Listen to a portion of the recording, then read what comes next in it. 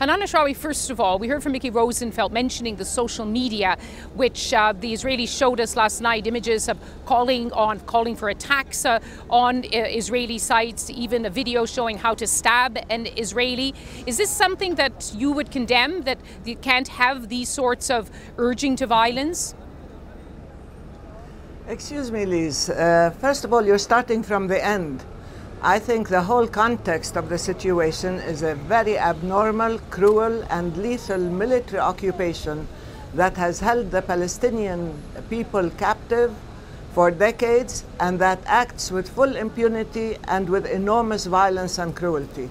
That's the context. Then let's talk about all the other manifestations of this absolutely abnormal situation. Israel has been unaccountable, has been using unbridled violence, has been killing Palestinians with impunity, has been stealing land, building settlements, destroying, demolishing homes, and imprisoning thousands of Palestinians without due process.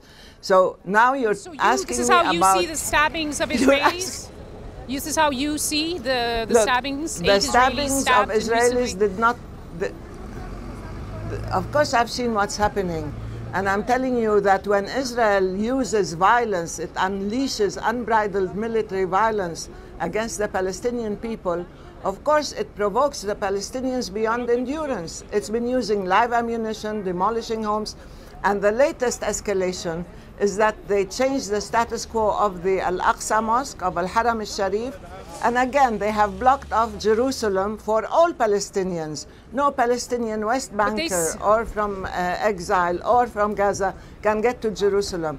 And they have managed to provoke every single Palestinian, Muslim, Christian or otherwise, by carrying out such draconian measures.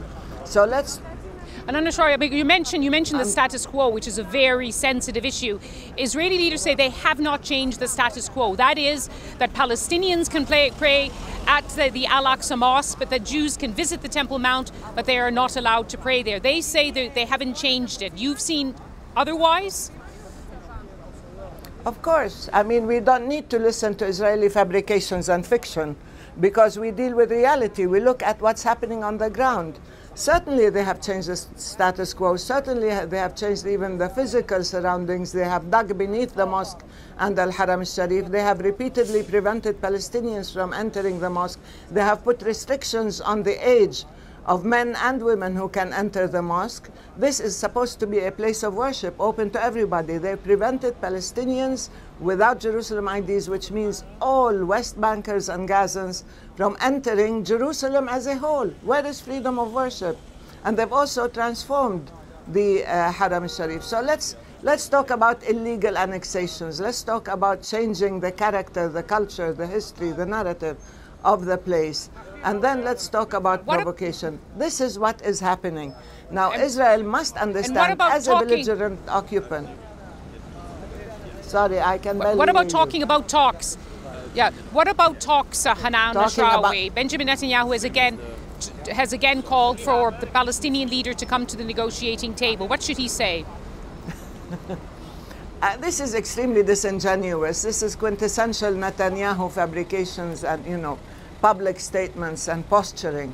Of course, he wants to talk forever, provided the talks provide him with legal cover and buy him more time in order to create more facts. We've been talking since 1991, you remember that, and the talks have led us to more Israeli impunity, more Israeli violations, more killing, more bloodshed, more land theft, and he's using these talks as talks for their own sake in order to create these facts to destroy the two-state solution.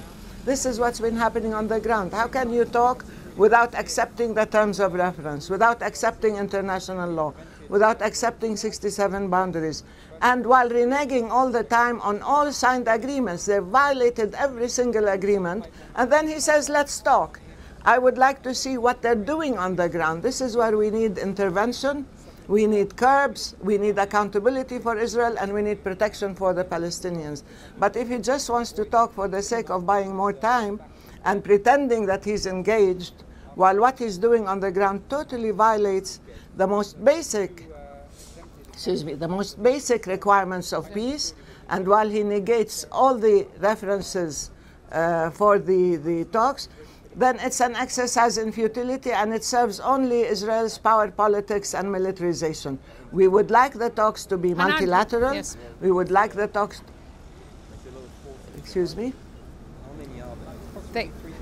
Thank you very much, Hanan Ashrawi, for making your point about the current situation and the way forward, including the need for multilateral talks.